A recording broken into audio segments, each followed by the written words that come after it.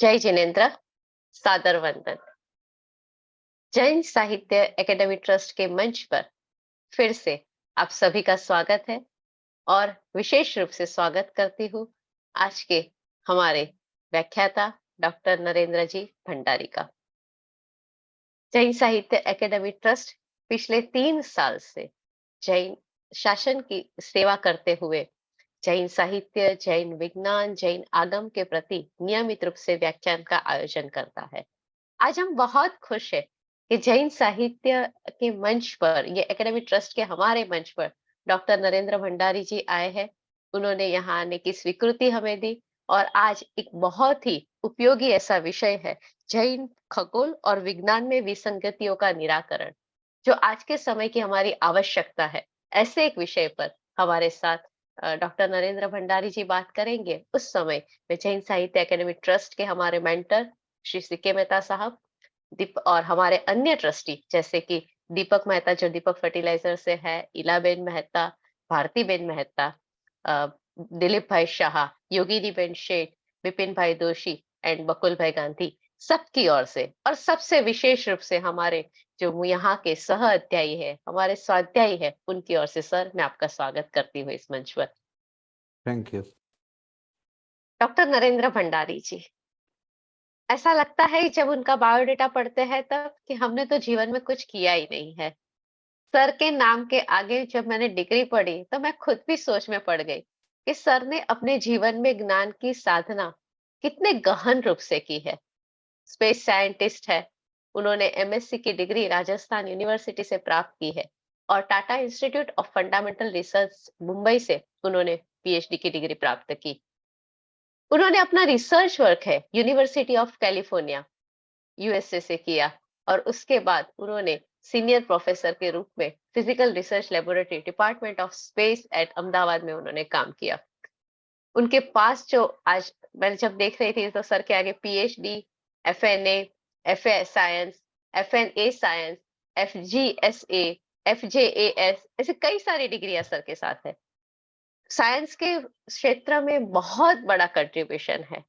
But आज जैन जगत को, जैन शासन को इस बात का गर्व लेना चाहिए तो डॉक्टर नरेंद्र भंडारी जी इतने बड़े साइंटिस्ट हैं जिनको प्रेसिडेंट, हमारे जो president of international lunar exploration working group के लिए जहाँ उन्होंने काम भी किया है, और नासा में NASA of USA, JAXA of Japan, CSA of China, ESA of Europe में जहाँ उन्होंने अपनी सेवाएं दी है, वैसे doctor Narendra Bhandari ji Jain science, Jain spirituality, Jain philosophy में भी उतना ही काम करते हैं। मैं साइंस के क्षेत्र का उनका विशेष बायोडेटा यहाँ पर प्रस्तुत नहीं करूंगी, वो बायोडेटा मैं आपके साथ शेयर कर रही हूँ, किंतु मैं विशेष रूप से यहाँ बात करूंगी उन्होंने जो स्पिरिचुअलिटी और जैन फिलोसॉफी के क्षेत्र में काम किया है। Science and spirituality research institute Ahmedabad में उन्होंने 2016 में उसकी स्थापना की और उनके वे फाउंडर प्रेसिडेंट है जैन एकेडमी ऑफ स्कॉलर्स के, जो मुख्य रूप से हमारे जो ऐसे जैन रिलीजियन स्पेशलिटी आदि क्षेत्र में जो कार्य करते हैं उनको साथ में लाते हैं। जैन एंड बुद्धा फिलोसॉफी में कार्य करने वाले दोनों स्कॉलर्स ये जेएससी से जुड़े हुए हैं। सर को इसने विशाल काम के लिए लाइफ टाइम अचीवमेंट अवार्ड 2020 में प्राप्त हुआ इंस्टीट्यूट ऑफ जैनोलॉजी की ओर से। तो दूसरी ओर उनको आचार्य हस्ती अवार्ड भी 2021 में प्राप्त हुआ है अखिल भारतीय श्वेतांबर संघ की ओर से।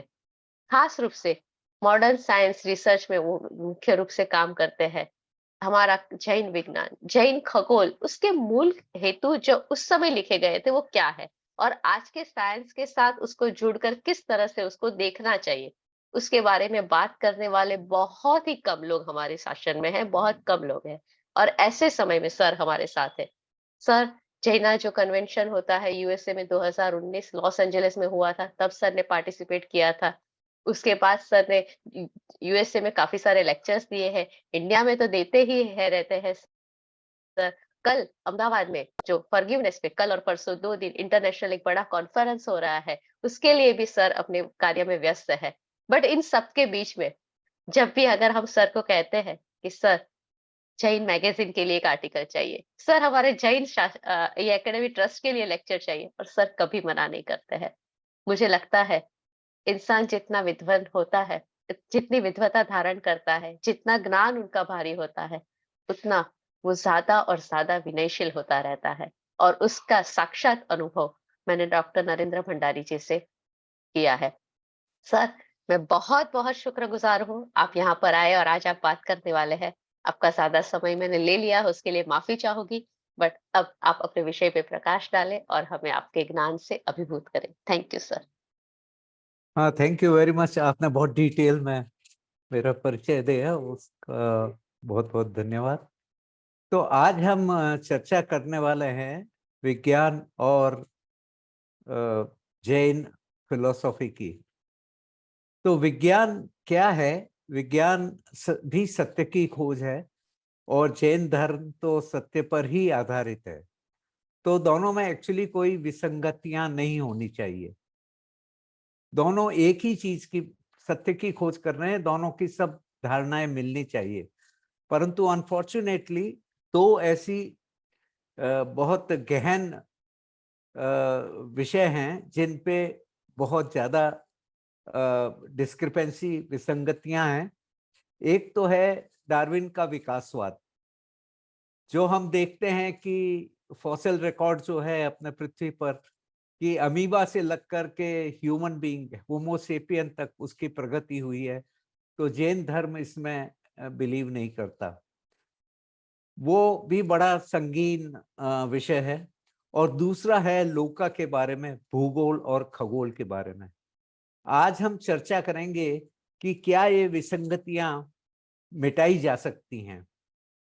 और ये बहुत आवश्यक है, क्योंकि यदि सारी दुनिया ये माने कि ये दो चीजें गलत है, तो फिर जैन दर्शन में ही विश्वास खत्म हो जाता है कि और भी चीजें सही नहीं होंगी। ऐसी लोगों की धारणा है। तो ये सब स्कॉलर्स का हमारा कर्तव्य है कि हम इसको, इन विसंगतियों को दूर करें। तो इसके बारे में आज मैं आपसे चर्चा करूंगा कि जैन एकेडमी ऑफ स्कॉलर्स ने पिछले 2 साल में कुछ 5-6 स्कॉलर्स ने मिलके इसका अध्ययन किया। और ऐसा लगता है कि हम जो जैन एस्ट्रोनॉमी है और जो रियल साइंटिफिक एस्ट्रोनॉमी है, उनमें हम मिलान कर सकते हैं। तो मेरा ये टॉपिक पर भाषण देने के पहले मैं आज हमारे लिए बहुत बड़े सौभाग्य की बात है कि मुनि मृगेंद्र विजय जी आज हमारे साथ हैं। मेरे घर पर ही रुके हैं, अभी उनके दर्शन हुए थे, आएंगे वो कुछ देर में। उनकी विशेषता ये है कि वो भी सत्य की खोज में लगे हैं और अपना जो आदिनाथ भगवान का निर्वाण स्थल है, वो अष्टापद, उसके लिए वो स्वयं हमारे ग्रुप के साथ वो ट्रिप पर गए खोजने के लिए। क्योंकि उसका अभी पता नहीं चला है कि एग्जैक्टली कौन सा स्थान है जहां आदिनाथ भगवान का निर्वाण हुआ था। तो मैं अपने को बहुत सौभाग्यशाली मानता हूं कि आचार्य मृगेंद्र विजय जी आज हमारे साथ में हैं। अब अपने विषय पर आते हुए मैं 2-3 चीजें स्पष्ट कर देना चाहता हूं। पहली चीज तो यह है कि जो हमको दिखाई देता है वो बहुत कम है। There is more in the universe than meets the eye. हमको विज्ञान भी ये मानता है और जैन धर्म भी ये मानता है। विज्ञान कहता है कि जब लोक में 3 प्रकार के पदार्थ हैं। एक जो हमको दिखाई देते हैं, ल्यूमिनस मैटर। एक जो हमको दिखाई नहीं देते हैं, वो डार्क मैटर। और एक जो बिल्कुल ही अदृश्य है, वो है डार्क एनर्जी, जिससे कि यूनिवर्स का एक्सपेंशन हो रहा है। Science believes in expanding universe. तो ये एक प्रकार का रिपेलिंग फोर्स है, एक मैटर है जो रिपेलिंग फोर्स करता है। और विज्ञान ये भी कहता है कि हमको जो दिखाई देता है वह ब्रह्मांड बहुत छोटा है। ऐसी मान्यता है कि 13.8 बिलियन ईयर्स एगो ब्रह्मांड की उत्पत्ति हुई थी। तो हम जब अभी जो लाइट हमारे पास आ रही है वो उतना ही हम ब्रह्मांड देख सकते हैं, इसके आगे बहुत बड़ा ब्रह्मांड है जिसको हम नहीं देख सकते। तो हम बात करेंगे जैन खगोल और विज्ञान की विसंगतियों का कैसे निराकरण किया जा सकता है। और जैसे मैंने आपको बताया, there are more things in the universe than meet the eye. 3 प्रकार के पदार्थ है और अपना जैन दर्शन भी कहता है कि 3 प्रकार के पुद्गल हैं, 2 स्पर्शीय, 4 स्पर्शीय और 8 स्पर्शीय। तो इसमें मेल खाता है बेसिक फंडामेंटल इस धारणा में। पर जब हम लोक की बात करते हैं तो विज्ञान कुछ और बात करता है। और जैन दर्शन, ये जो मैंने चित्र इधर लेफ्ट में बताया है कि ब्रह्मांड, ये जो लोक हम कहते हैं वो इस प्रकार का है। तो ये क्यों विसंगति है, इसके बारे में हम आज चर्चा करेंगे। तो इसमें करीब बहुत सारी विसंगतियां हैं, डिस्क्रिपेंसीज। लेकिन 2 चीज हुई हैं कि जैन भूगोल खगोल ये दोनों मिक्स्ड थे उस वक्त। अभी हम भूगोल अलग पढ़ते हैं और खगोल शास्त्र अलग पढ़ते हैं। तो इसमें ये 8 जो है विसंगतियां हैं कि हम इसको मानते हैं कि अर्थ की शेप डिस्क के जैसी है, वैसे वो विज्ञान मानता है स्फेरिकल है। और ये स्टैटिक है, ऐसा जैन धर्म कहता है, रोटेट नहीं कर रही है।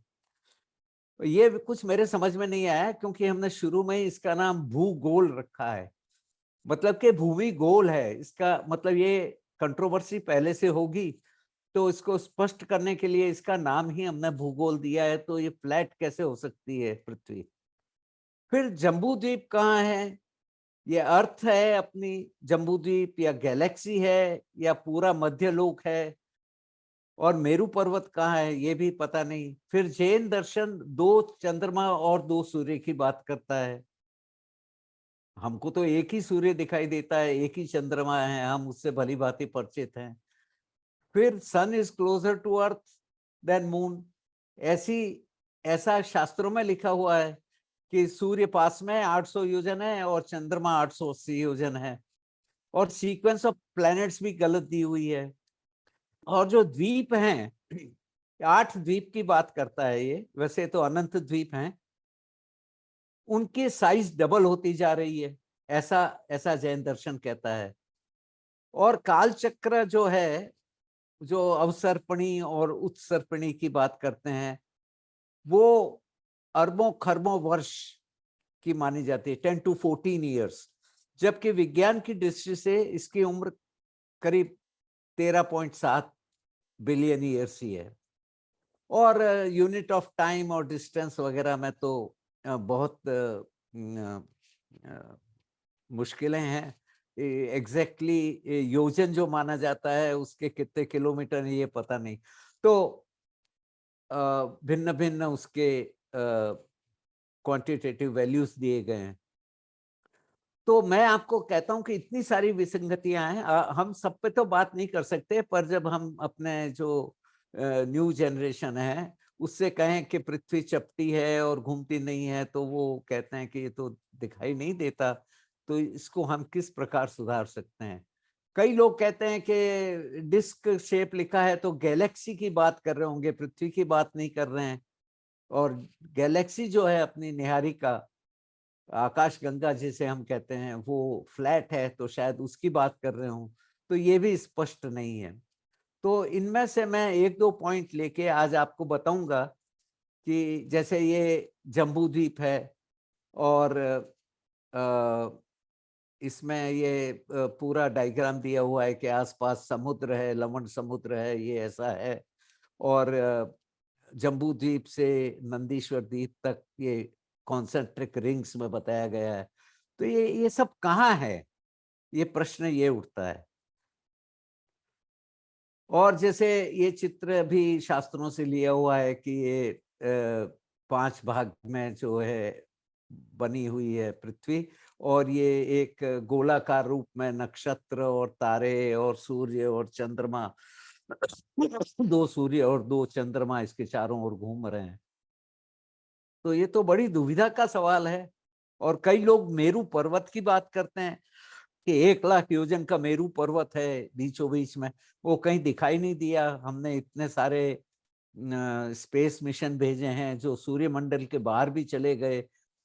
पायोनियर और वॉयेजर 2 मिशन थे, वो अभी सूर्यमंडल के बाहर चले गए, कहीं ऐसा मेरू पर्वत दिखाई नहीं दिया। तो इसलिए हमारा इसमें विश्वास बहुत कम होता जा रहा है। तो ये तो हुई भूगोल और सोलर सिस्टम की बात। और जहां तक हम कॉस्मोलॉजी या लोक आलोक की बात करें तो वहां भी बहुत सारी विसंगतियां हैं। जैन धर्म स्टेडी स्टेट यूनिवर्स को बिलीव करता है कि भाई जैसा यूनिवर्स आज है वैसा ही सदैव था, जबकि विज्ञान कहता है कि बिग बैंग थ्योरी से बना है। एक 15 बिलियन ईयर्स अगो एक विस्फोट हुआ और उससे सारे ब्रह्मांड की उत्पत्ति हुई। अब ये यूनिवर्स एक है कि कई हैं, और अपने तो त्रिलोक की बात करते हैं कि 3 लोक हैं, स्वर्ग लोक है, नर्क लोक है और मध्य लोक है, मनुष्य लोक है। तो कौन सा सही है?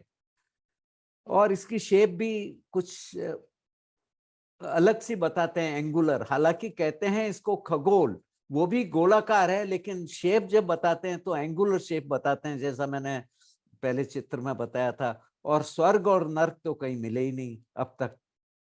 तो इस कैसे हम इसको इसमें समन्वय स्थापित कर सकते हैं?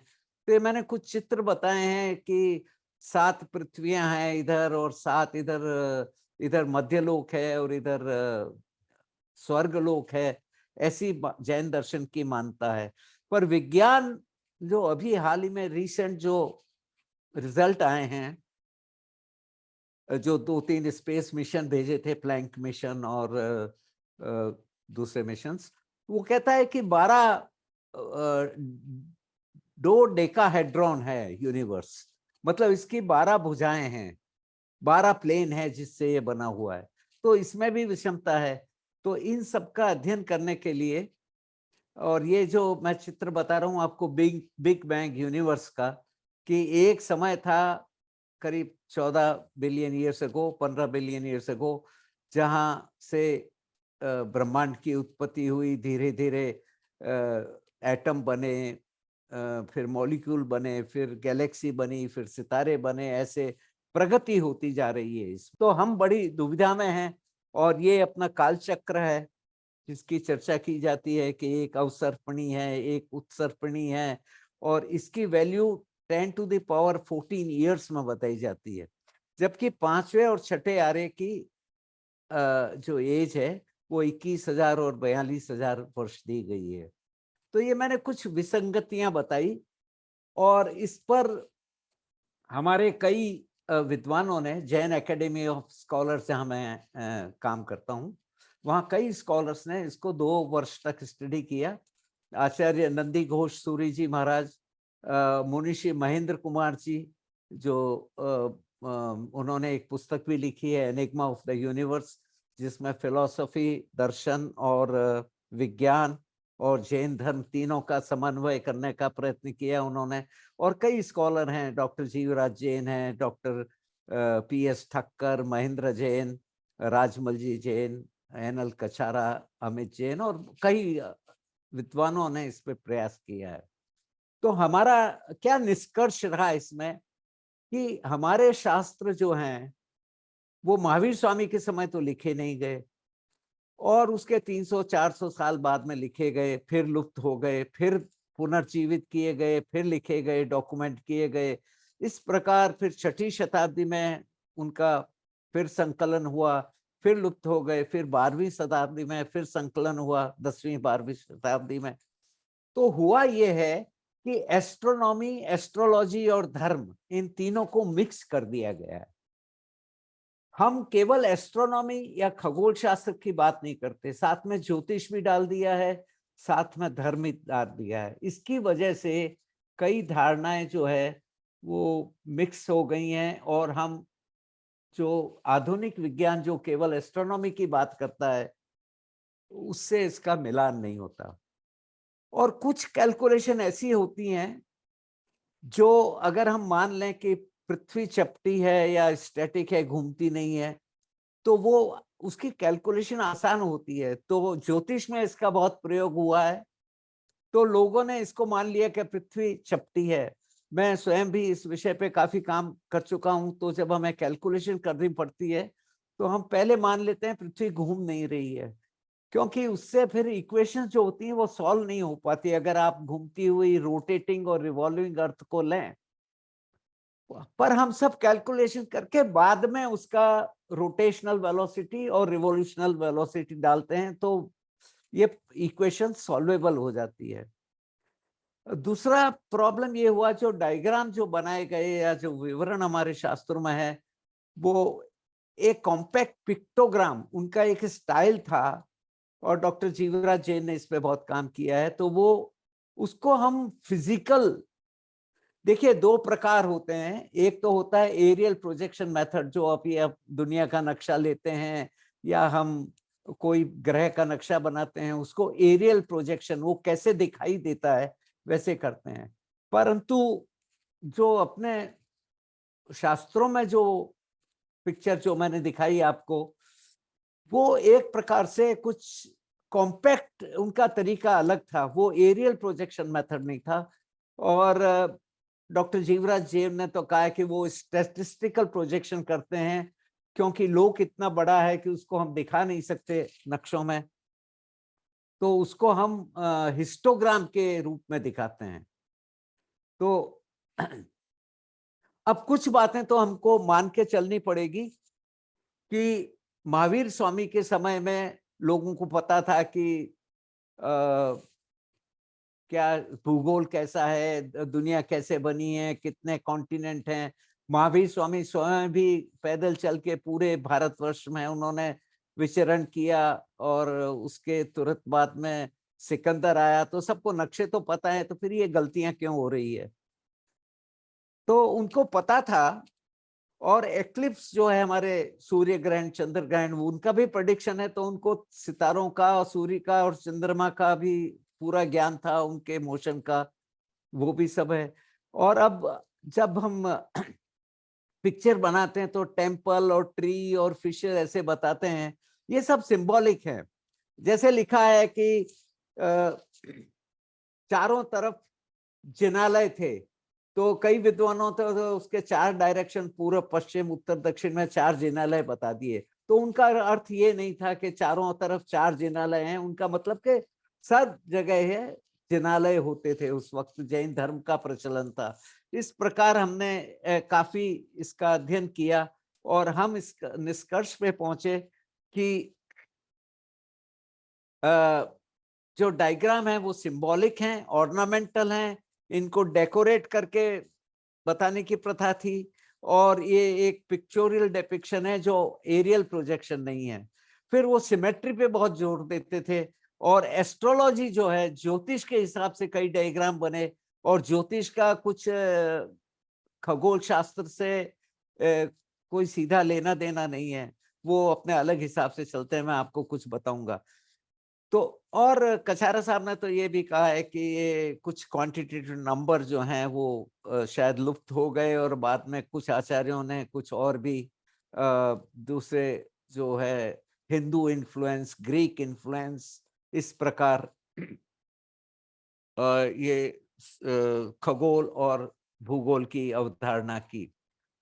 अब ये जो जैसे वैताड्य पर्वत है, एक, मैं सब विषय तो नहीं आज इस लेक्चर में कंप्लीट कर सकता, पर जैसे ये वैताड्य पर्वत है, इसका ये डायग्राम दिया हुआ है।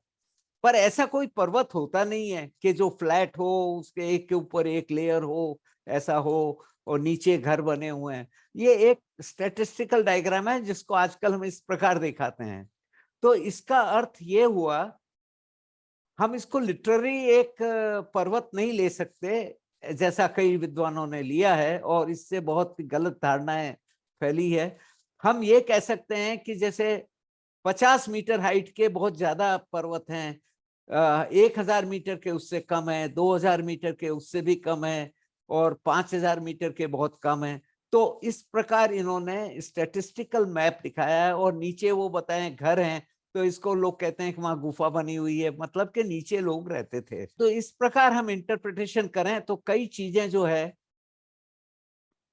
अब ये डायग्राम देखिए आप, एक ज्योतिष पट्टी बताई जाती है जिसमें वो कहते हैं कि सूर्य पास में है, चंद्रमा दूर है, फिर ये नक्षत्र हैं, बुध है, शुक्र है, गुरु है, और ये सीक्वेंस दी है, फिर आगे जाके मंगल और शनि है। तो उनको पता है कि ये सीक्वेंस करेक्ट नहीं है, हमें पहले बुध ग्रह मिलेगा, फिर शुक्र ग्रह मिलेगा, फिर पृथ्वी है, फिर गुरु है, फिर शनि है, क्योंकि कुछ ही पेज के बाद में उन्होंने इसको सही ढंग से भी बताया है जो वास्तविक है। तो हम इसको हम करेक्ट सीक्वेंस नहीं ले सकते, लेकिन कई आचार्यों ने और विद्वानों ने इसको लिया है, जिससे ये डिस्क्रिपेंसी बहुत गहन हो गई है। तो ये है क्या, ये चित्र क्या है, ये एक इन ग्रहों का मनुष्य पर कितना इफेक्ट पड़ता है उसको दर्शाता है एक्चुअली। और तो हमको पता है कि सूर्य का सबसे ज्यादा इफेक्ट होता है हम पर, जो बायोरिद्म हम कहते हैं, जो हम सूर्य के हिसाब से चलती है हमारा जीवन, फिर चंद्रमा नेक्स्ट है, फिर ये इस प्रकार ये सीक्वेंस दी हुई है। तो जब हम टाइडल फोर्स की बात करते हैं, जो ज्वार भाटा आता है चंद्रमा, सूर्य और दूसरे ग्रहों से, खासकर जुपिटर से जो बहुत बड़ा ग्रह है, तो ये सीक्वेंस जीवों पर विभिन्न ग्रहों का टाइडल इफेक्ट, या जो आप कहेंगे ज्योतिष शास्त्र के हिसाब से क्या है, ऐसा बताया गया है। हम इसको लिटररी ये सीक्वेंस है ऐसा नहीं ले सकते, क्योंकि टाइडल इफेक्ट जो है वो distance to the high power of 4 और 5 होता है, तो इसलिए सूर्य को सबसे नजदीक बताया गया है। और ये सब हम गलत मान के चलते हैं कि सूर्य नजदीक है और चंद्रमा दूर है, ऐसा है नहीं वास्तव में। तो ये एस्ट्रोलॉजिकल इफेक्ट है, जिससे ये गलत अवधारणाएं हमारे जैन आगम में आ गई हैं। अब मैं कुछ उद्धृत करूंगा तिल्लोपनिषद से, जैसे गौतम स्वामी ने पूछा, भगवान ये जम्बू द्वीप कहाँ है, कितना बड़ा है, उसका संस्थान कैसा है, उसका स्वरूप कैसा है। तो भगवान ने उत्तर दिया कि गौतम, ये जम्बू द्वीप सब द्वीपों के मध्य में स्थित है। अब मध्य का कई लोग सेंटर मान लेते हैं, वो गलत है, वो बीच में है कहीं, ऐसा वो ऐसा माने तो हम आधुनिक विज्ञान से इसका समन्वय कर सकते हैं। और छोटा है, गोल है, तेल के तले हुए पुए जैसा गोल है, और तो लोग इसको चपटा मान लेते हैं। रथ के पहिए जैसा है, कमल की कर्णिका जैसा है, और प्रतिपूर्ण आकार जैसा है, गोल गोल है, ऐसा लिखा है उन्होंने, ऐसा कहा। तो हम तो ये मानते नहीं। तो मैं इस विचार में आया कि ये 4 उपमा क्यों दी भगवान ने, एक ही बता देते कि भाई वो चपटा है, काम खत्म हो गया। तो जब वो कह रहे हैं कि ये चक्र है जैसे पहिए के जैसे है, तो वो कह रहे हैं ये घूम रहा है, इसकी एक एक्सिस है। तो हम इसका इंटरप्रिटेशन सही नहीं कर पा रहे हैं, इसलिए सब विसंगतियां हुई है। अगर हम इसको करेक्टली इंटरप्रेट करें तो क्लियर है कि ये गोल है, जैसे तली हुई पूरी होती है वैसा बताया। तो वो अगर पूरी फूली हुई है तो पृथ्वी वैसी ही है और घूम रही है अपनी एक्सिस के चारों तरफ। और ये चित्र है जो हमारे पीएस ठक्कर साहब ने अपने आर्टिकल में लिखा है। एक्चुअली हमने ये सब जो धारणाएं हैं, इसको एक हमने जैन एकेडमी ऑफ स्कॉलर्स के प्रोसीडिंग्स में छापा है, लोक इश्यू है एक। तो लोक इश्यू में सबका विवरण है। तो उन्होंने क्यों कहा कि लोटस की तरह है, क्योंकि ये एक्चुअली ये अगर आप नॉर्थ पोल से देखेंगे तो ये आपको इस प्रकार नजर आएगा, और इसका उन्होंने सिमेट्रिकल करके लोटस की तरह बताया है। तो फाइनली हमारी ये अवधारणा है कि भरत चक्रवर्ती के समय में पूरे नॉर्दर्न हेमिस्फीयर में जैन धर्म का प्रचलन था, इसलिए चारों ओर जैनालय थे, चारों तरफ सूर्य ये लवण समुद्र था। और जो जम्बू द्वीप बता रहे हैं वो नॉर्थ हेमिस्फीयर का पोलर व्यू है। तो आपको डिटेल्स चाहिए तो आप इस इश्यू में पढ़ सकते हैं। मैं एक दो एग्जांपल और लूंगा। सारे प्रॉब्लम्स तो हम इस लेक्चर में कवर नहीं कर सकते। जैसे उन्होंने बताया जम्बू द्वीप है, फिर लवण समुद्र है, फिर ये दूसरा द्वीप है, फिर मीठा पानी का है, फिर वो एल्कोहलिक सी है, फिर दूध का सी है, फिर इक्सुरस शुगर का सी है। इस प्रकार ये बताते हैं। तो हम अभी हाल ही में ये जैसे हमारा सूर्यमंडल है और इसमें ये स्पेस है बीच में, ये जम्बू द्वीप में लवण समुद्र है, तो वो पृथ्वी हमारे इसमें खारा समुद्र है ये। फिर काला समुद्र है, फिर पुष्कर द्वीप है, फिर वरुण समुद्र है, फिर क्षीर समुद्र है, फिर ऑयली है, घृत सरोवर, फिर शुगर है। तो अभी कुछ वर्ष पहले, करीब 20-25 वर्ष पहले, नासा ने एक यान भेजा था, कैसिनी हाइगन्स। तो ये चित्र हमारे देखिए बिल्कुल मेल खाता है इससे जो हम आज जानते हैं एस्ट्रोनॉमी के हिसाब से। तो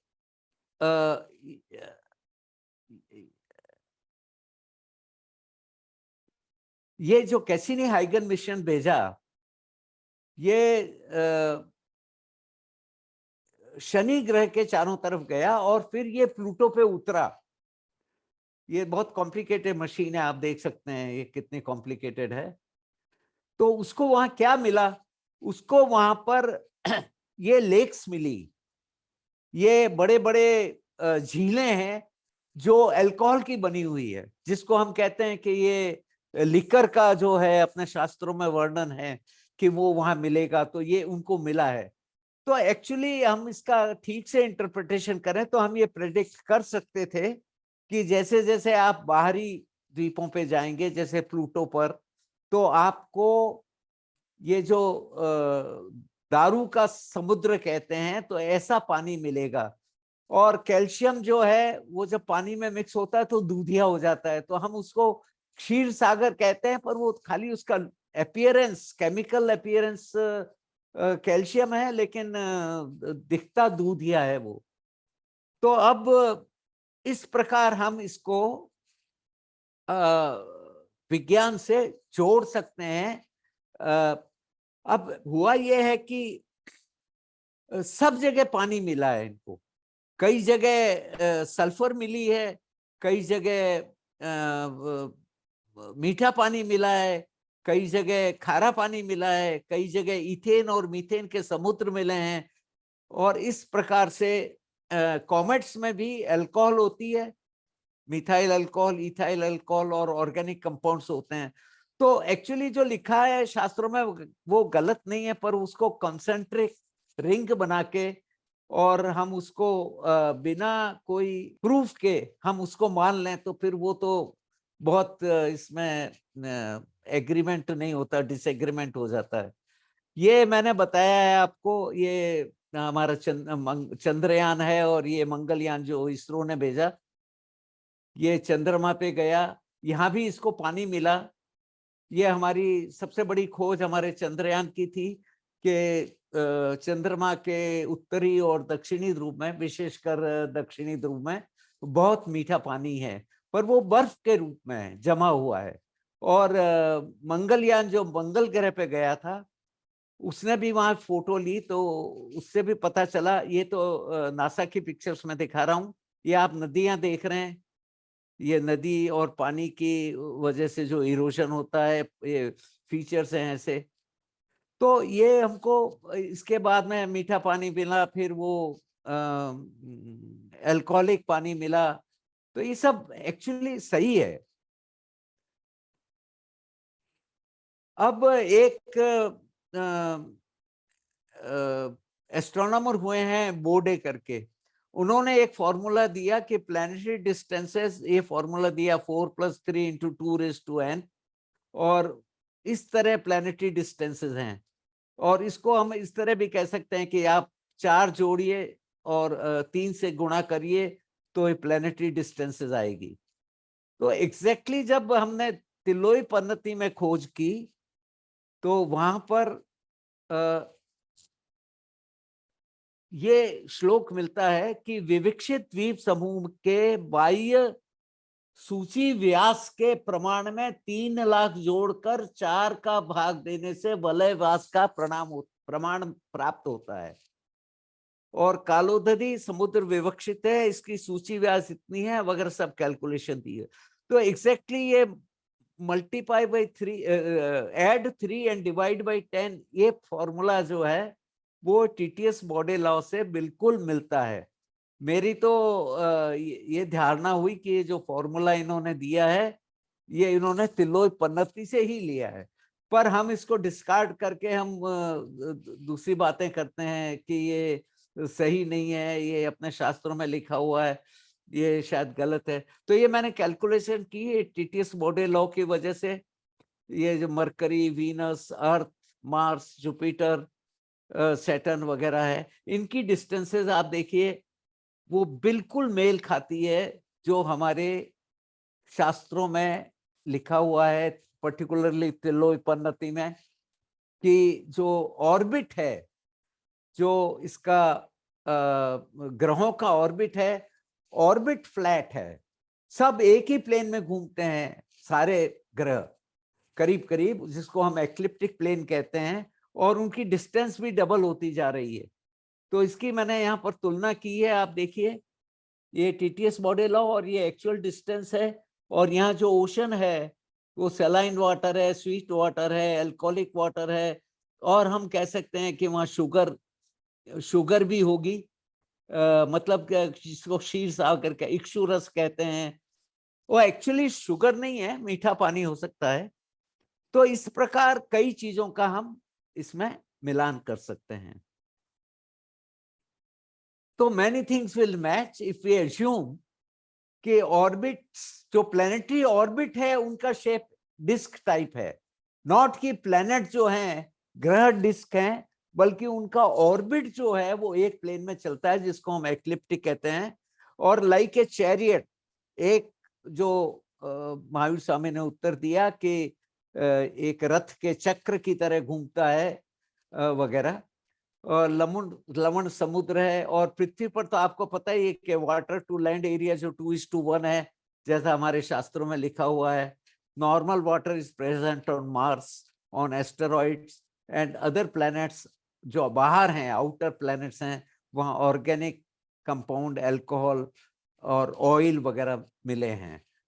तो हम इस निष्कर्ष पे पहुंचे कि अगर हम एस्ट्रोलॉजी को हटा दें, ज्योतिष शास्त्र को हटा दें, टाइडल इफेक्ट्स को हटा दें, खाली हम खगोल शास्त्र की बात करें, तो काफी चीजें, मैं ये नहीं कहता कि सब चीजें मिल रही है, अभी इस पे काफी काम करने की आवश्यकता है, पर बहुत सी चीजें जो एक्सपेरिमेंटली हमारे जो ये यान गए हैं, तो हम ये निष्कर्ष पे आए कि जम्बू द्वीप इज अर्थ, अपना जो पृथ्वी है वो जम्बू द्वीप है। और जो बोडे लॉ है वो भी वो लॉ जो वही है जो आगम में लिखा हुआ है। और इस प्रकार हम काफी इसमें समानता स्थापित कर सकते हैं। मैं एक दो ऐसा इसके प्रेडिक्शन भी है, क्योंकि अपने शास्त्रों में लिखा है कि बाहर जाएंगे तो वहां जीव मिलेंगे। अभी तक तो कोई मिले नहीं है, पर ये हम इसको प्रेडिक्ट कर सकते हैं तो कि मंगल ग्रह पे जीवन होगा।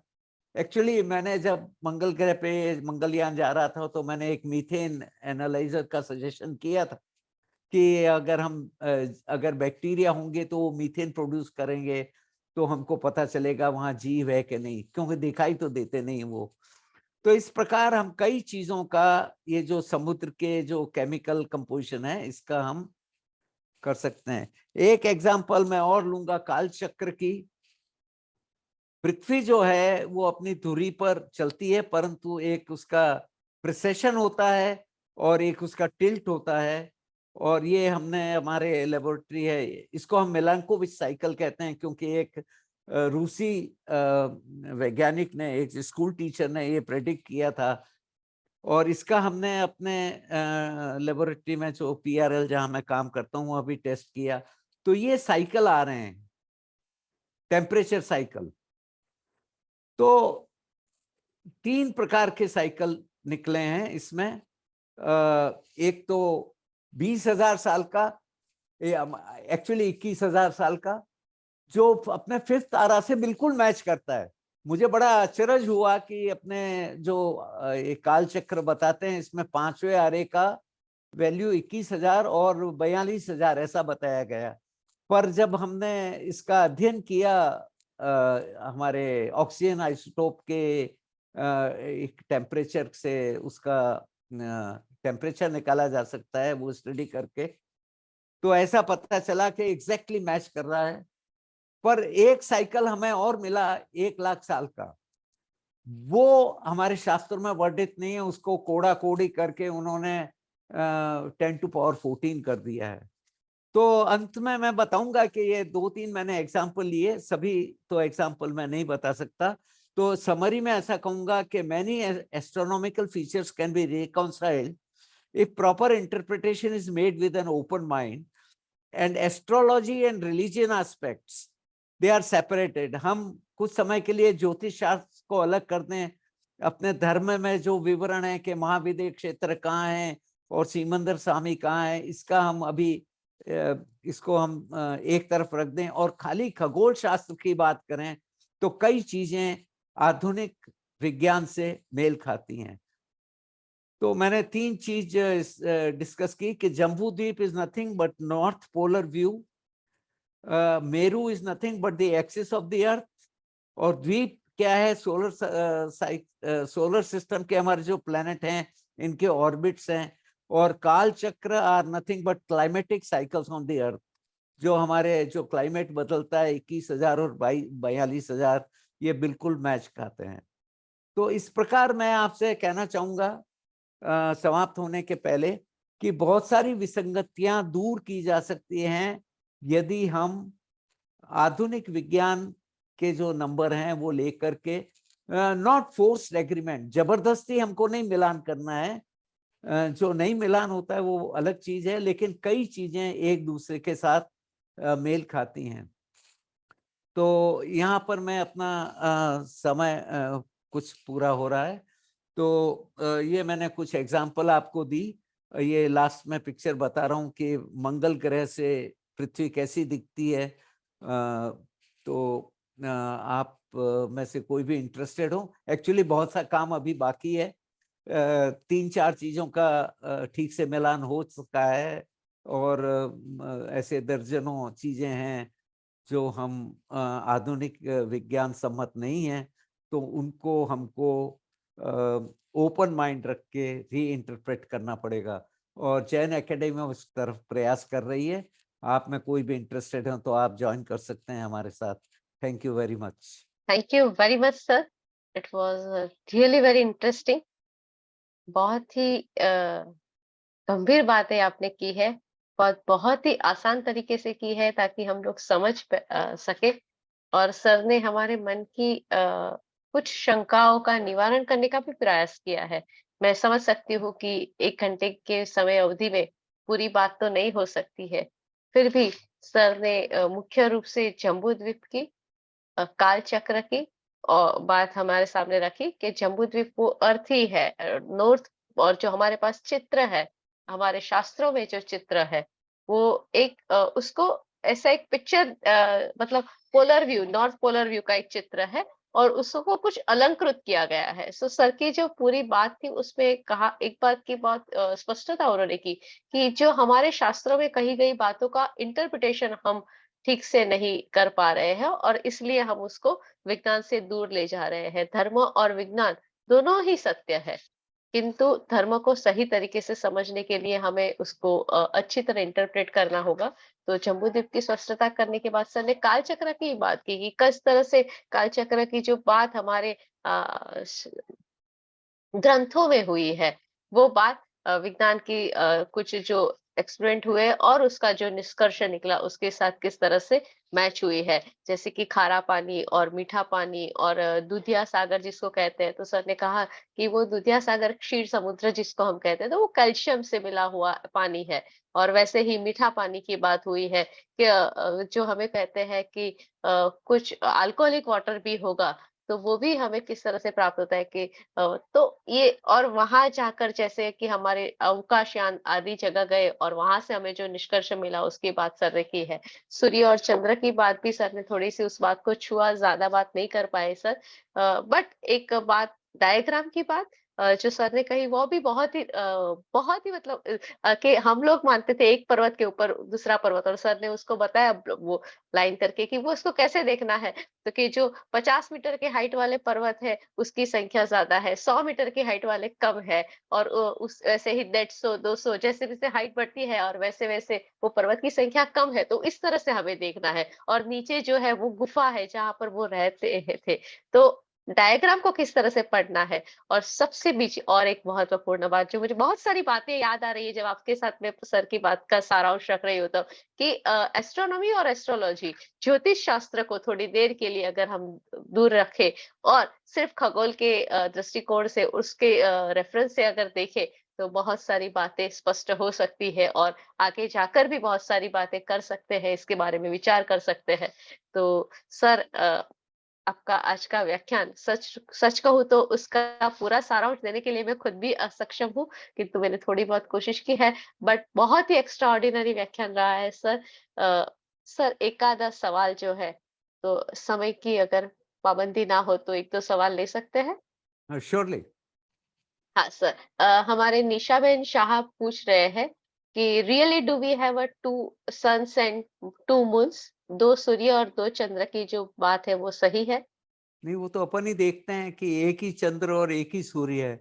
ये एस्ट्रोलॉजिकल कैलकुलेशन के लिए इन्होंने 2 माने हैं। मतलब आप दिन को अलग गिने और रात को अलग गिने, तो इस प्रकार इसकी एग्रीमेंट हो सकती है, पर इसपे कुछ और काम करना पड़ेगा। पर ये तो बात सत्य है कि एक ही सूर्य है जो हमको दिखाई देता है और एक ही चंद्रमा है, 2 है नहीं। तो ये एक बहुत बड़ी डिस्क्रिपेंसी है। एक बहन ने पूछा है ये सवाल कि हमारे जो ज्योतिष शास्त्र की बातें कुछ हमारे खगोल में आ गई है, तो उसकी कोई वजह है, उसका कोई कारण है? हाँ, उसका हमने थोड़ा अध्ययन किया हिस्टोरिकल, हमारे जैन एकेडमी के कई विद्वानों ने। तो एक्चुअली क्या है कि जैन दर्शन में ज्योतिष एक्चुअली वर्जित है और जो ज्ञान हम प्रेडिक्ट करते हैं वो अवधि ज्ञान से करते हैं, उसकी प्रणाली अलग है। जब पता चला कि आदिनाथ भगवान या महावीर स्वामी का जन्म हो रहा है, तो इंद्र ने अवधि ज्ञान से प्राप्त की वो इंफॉर्मेशन, ग्रहों के ज्ञान से नहीं की कि जुपिटर कहाँ चला गया और सैटर्न कहाँ है तो अभी तीर्थंकर उत्पन्न होंगे। तो हमने वो अवधि ज्ञान की प्रणाली तो भुला दी और करीब 300-400 साल बाद में महावीर स्वामी के कुछ ग्रीक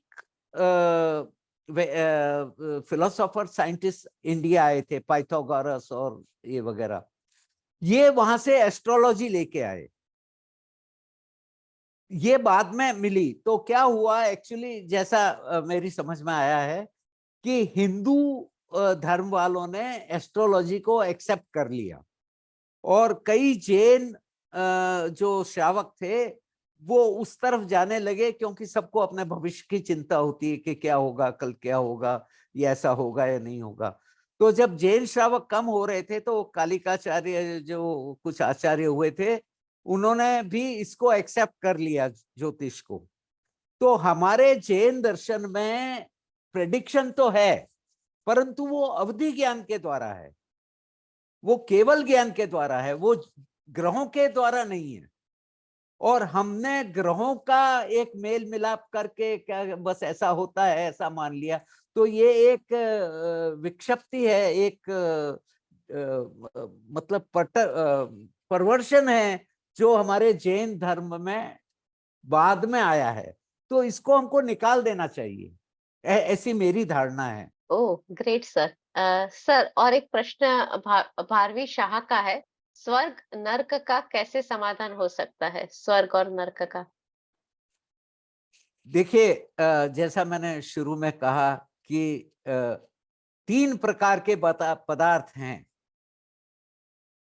एक तो ल्यूमिनस मैटर है जो हमको दिखाई पड़ता है, जो आप हम बने, तारे बने, पृथ्वी बनी, ये खाली 4% है, ये विज्ञान मानता है। जैन धर्म इसको अष्ट स्पर्शीय द्रव्य कहता है, पुद्गल। वो खाली 4% है। अब 4% से आप 100% तक कैसे प्रेडिक्ट कर सकते हैं? 75% जो है वो डार्क एनर्जी है और 21% डार्क मैटर है, ये विज्ञान मानता है, उसने क्वांटिटेटिव निकाल के दिया है। हमारे यहाँ 3 प्रकार के पदार्थ बताए गए हैं, द्विस्पर्शीय, चतुर्स्पर्शीय और अष्टस्पर्शीय, पर उनका रेशियो नहीं बताया गया। ये हमने विज्ञान से सीखा है, इसलिए विज्ञान की बहुत आवश्यकता है। अब अगर स्वर्ग और नरक हैं, तो वो ऐसे पदार्थ से नहीं बने जिससे हमारी पृथ्वी बनी है, वो चतुर्स्पर्शी होंगे जो अदृश्य हैं। अदृश्य जिसको हमने सूक्ष्म कहा है, सूक्ष्म का मतलब छोटा नहीं है, सूक्ष्म का मतलब है जो इंटरेक्ट ही नहीं करता, जिसको आप जान ही नहीं सकते। ऐसे पार्टिकल हैं फिजिक्स में, जो हमारी आधुनिक भौतिक विज्ञान है उसमें ऐसे पार्टिकल हैं जो नॉन इंटरेक्टिंग है, जो आप कोई मशीन द्वारा भी अध्ययन नहीं कर सकते। तो अगर स्वर्ग और नर्क हैं तो वो ऐसे पदार्थों से बने होंगे जो हमको दिखाई नहीं देते, जो अलग प्रकार का पदार्थ है, जो हमसे इंटरेक्ट नहीं करते, जो हम इंद्रियों द्वारा नहीं जान सकते और मशीनों द्वारा भी नहीं जान सकते। इस प्रकार हम समन्वय कर सकते हैं, पर है या नहीं उसकी हमें अभी तक कोई पुष्टि नहीं मिली है। Thank you very much sir. Sir और 2 ही सवाल है मात्र अभी। एक सवाल है, व्हाट इज अ लोक and Alok from scientific point of view? लोक और आलोक।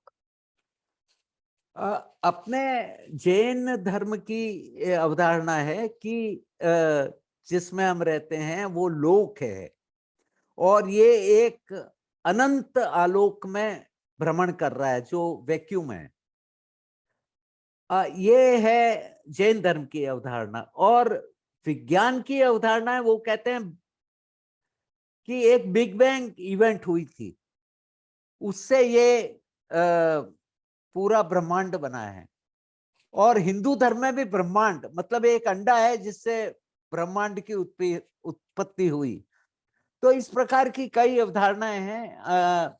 एक्चुअली ये लोक के बारे में अभी विज्ञान भी वो अंतिम स्थिति पे नहीं पहुंचा है, पर हमने इसमें प्रयत्न किया है। इसमें आर्टिकल है जो हमारी लोक इश्यू है उसमें, एक यूनिवर्स पे, कि आइंस्टाइन ने भी फाइनाइट लोक, नॉन एक्सपेंडिंग यूनिवर्स मान के सारी सारी थ्योरीज डेवलप की थी।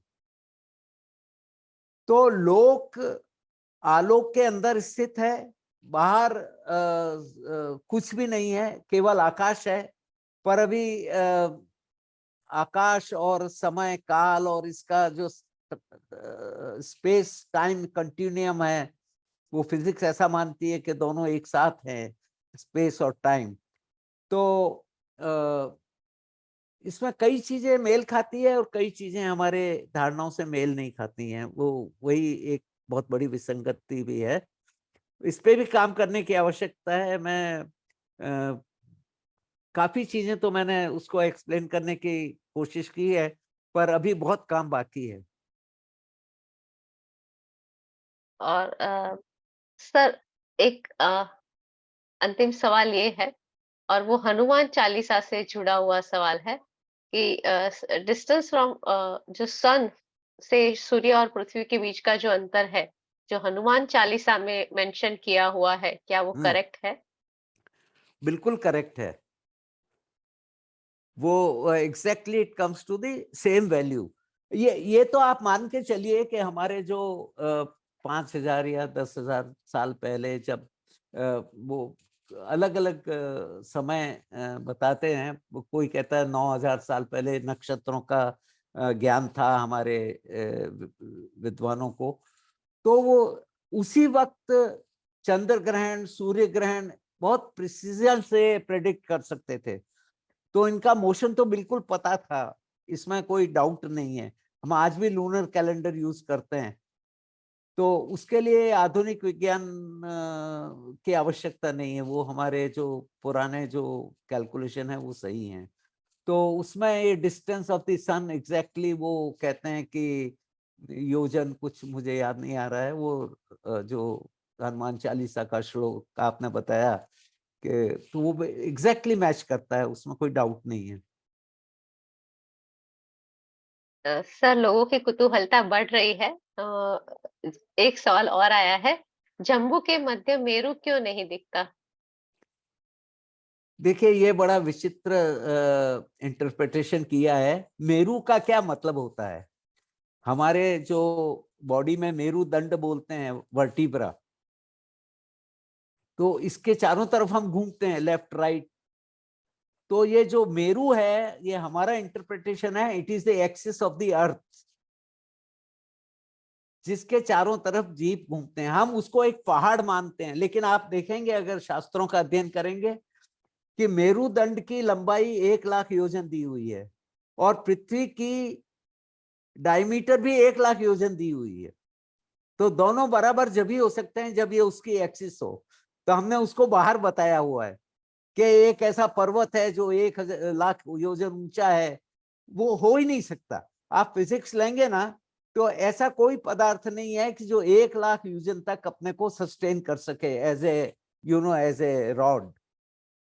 तो ये हमने मेरू का बहुत गलत इंटरप्रिटेशन किया है। मेरू का अर्थ यही है कि it is the axis around which the planet rotates. ये मेरी समझ है।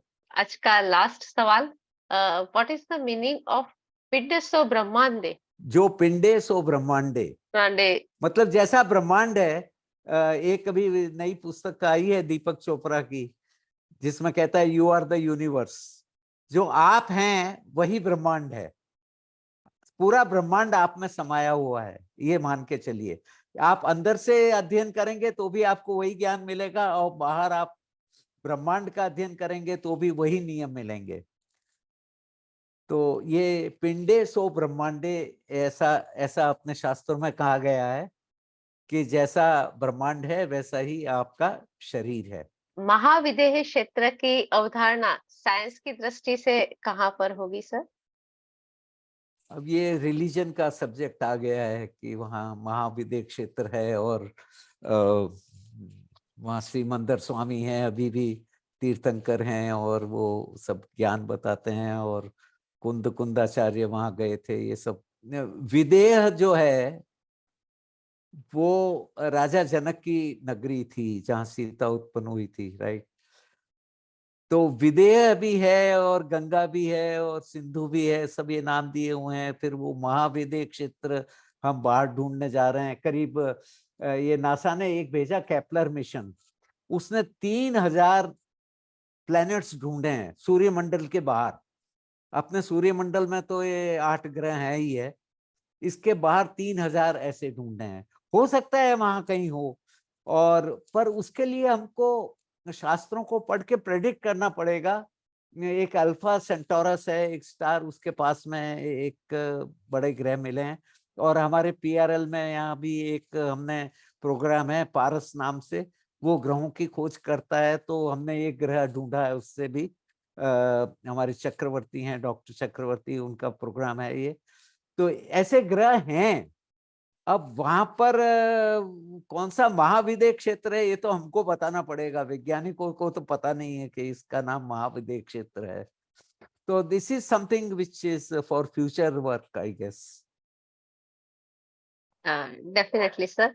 Sir, Jain Sahitya academy trust और यहाँ के हमारे सारे स्वाध्यायियों की ओर से आपके हम सचमुच बहुत बहुत बहुत शुक्रगुजार हैं। मैं कह सकती हूँ कि हमारे ये सत्र का ये सबसे बेस्ट सेशन था। थैंक यू काफ़ी वेरी मच। अच्छी स्पष्टता हुई है, काफ़ी कुछ मिला है और मैं यहाँ उपस्थित सर्व स्वाध्यायियों की ओर से आपको विनंती करती हूँ कि हमें फिर से एक बार सर यहाँ इस मंच पर आप आइएगा।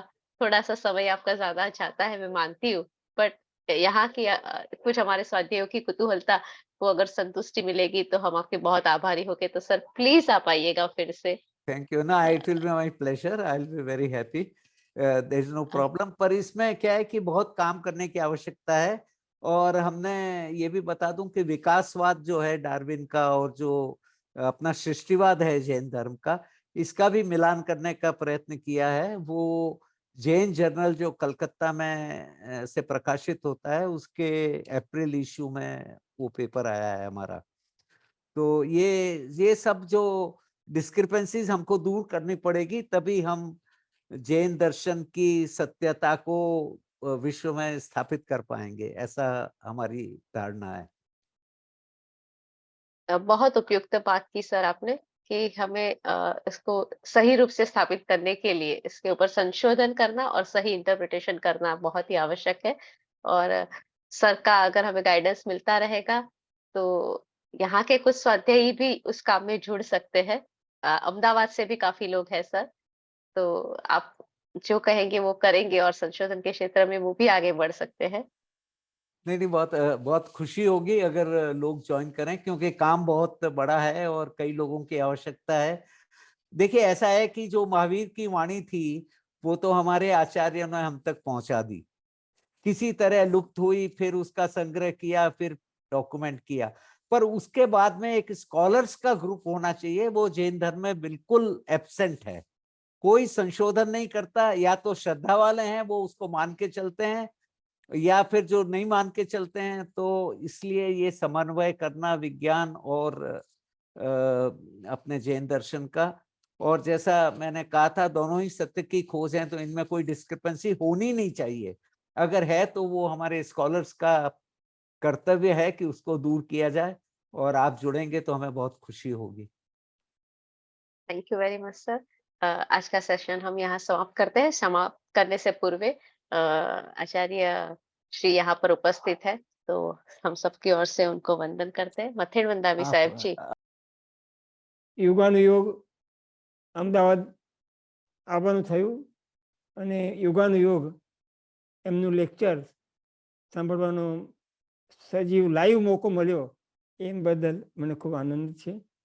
બસ શિવમસ્તુ સર્વજગત પરહિત નિરતા ભવन्तु ભૂતગણः દોષાः પ્રયાन्तु नासं सर्वत्र सुखी भवतु लोकः सुखी भवतु लोकः सुखी भवतु. साहेब जी ने वंदन, और हम डॉक्टर नरेंद्र भंडारी जी का आभार व्यक्त करते हुए आज का सेशन यहीं पर समाप्त करते हैं। Thank you thank you sir. Very much.